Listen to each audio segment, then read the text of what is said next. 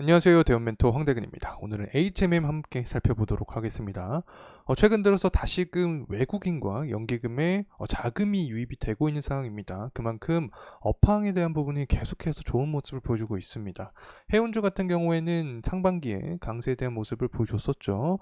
당시 상하이 컨테이너 운임지수가 결국에 해운주 전반적인 상황을 이끌었다라고 해도 과언이 아닐 것 같습니다. 그렇다면 이 운임 강세에 대한 부분이 하반기까지 지속이 될 수 있을지 금일 영상을 통해서 파헤쳐 보도록 하겠습니다.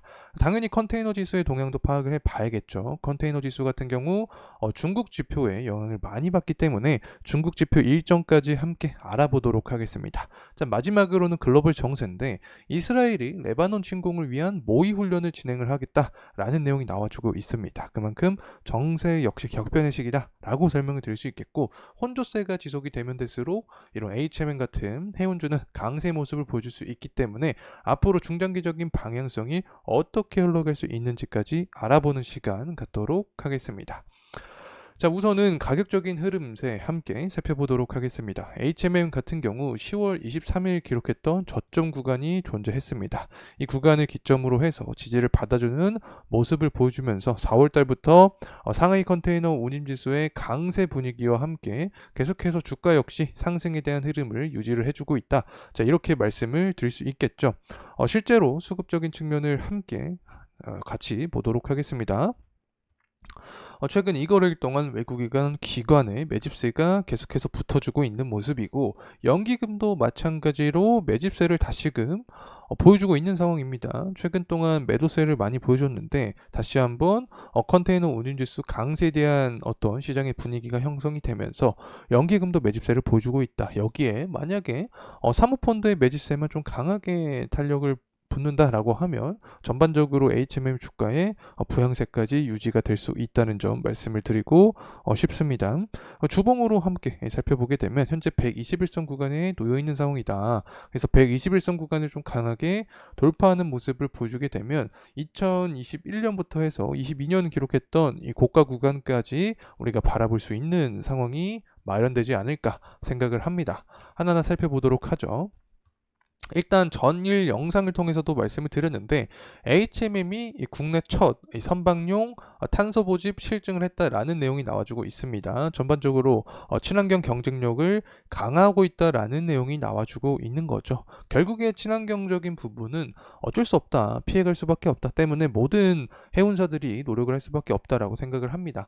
사실 이 부분은 그렇게 주가의 부양을 위한 어떤 강한 모멘텀은 아니라고 생각을 합니다. 어쨌든 주가가 올라가기 때문에 그에 대한 근거를 찾는 상황이고, 이러한 하나하나 숨어있던 내용들이 남아있지 않나 생각을 합니다. 나와주고 있지 않나 생각합니다. 결국 핵심 포인트는 상하이 컨테이너 운임지수다. 이 컨테이너 운임지수 같은 경우에는 5월 달부터 해서 사실 4월 말부터죠. 4월 말부터 굉장히 강한 상승에 대한 모습을 보여줬습니다.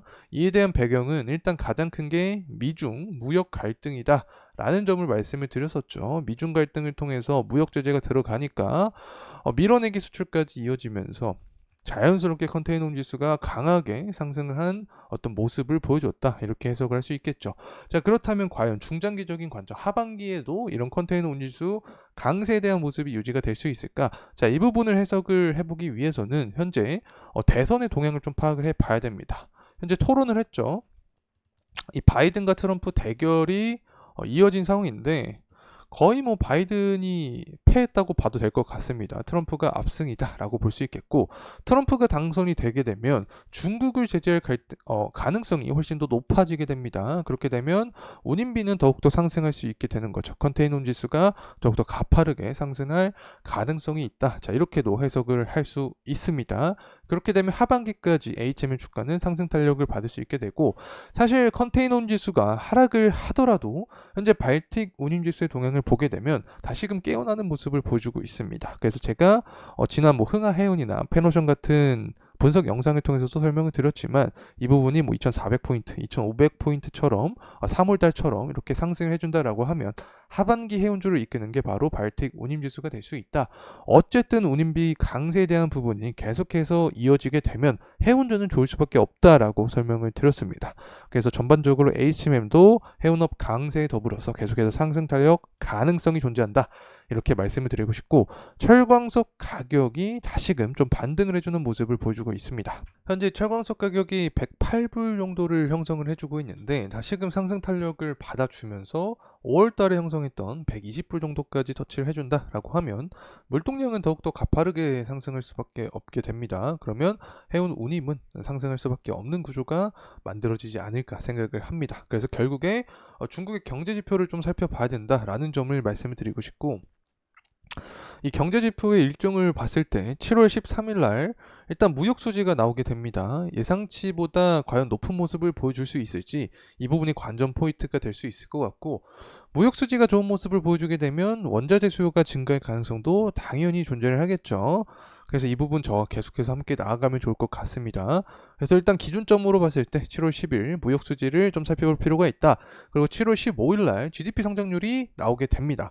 물론 중국의 GDP 성장률을 우리가 100% 믿을 수는 없다라고 생각을 하지만, 어쨌든 GDP 성장률 결과치에 따라서 앞으로 중국 경기의 방향성이 좀 자리 잡힐 수 있지 않을까 생각을 하고 있습니다.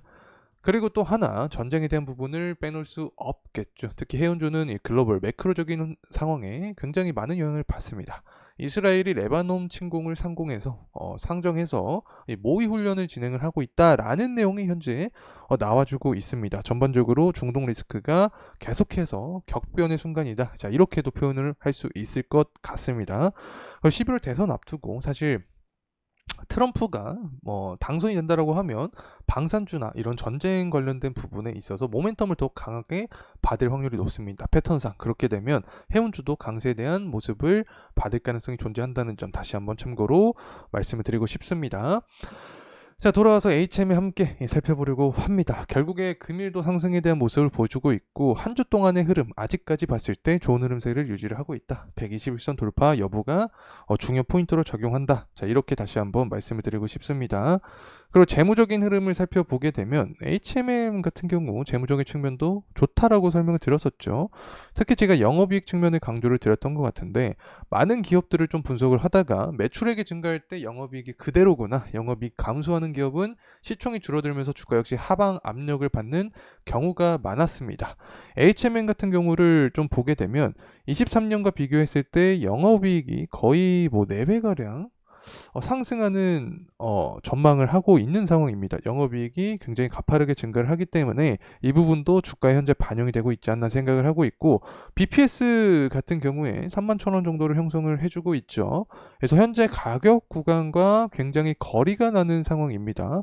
주가와 기업의 주당순 자산 가치가 괴리가 나는 구간이기 때문에 사실 해운주 중에서 밸류가 부각이 되면 될수록 HMM도 계속해서 관련된 모멘텀을 받을 수밖에 없다는 점 참고로 말씀을 드리고 싶습니다.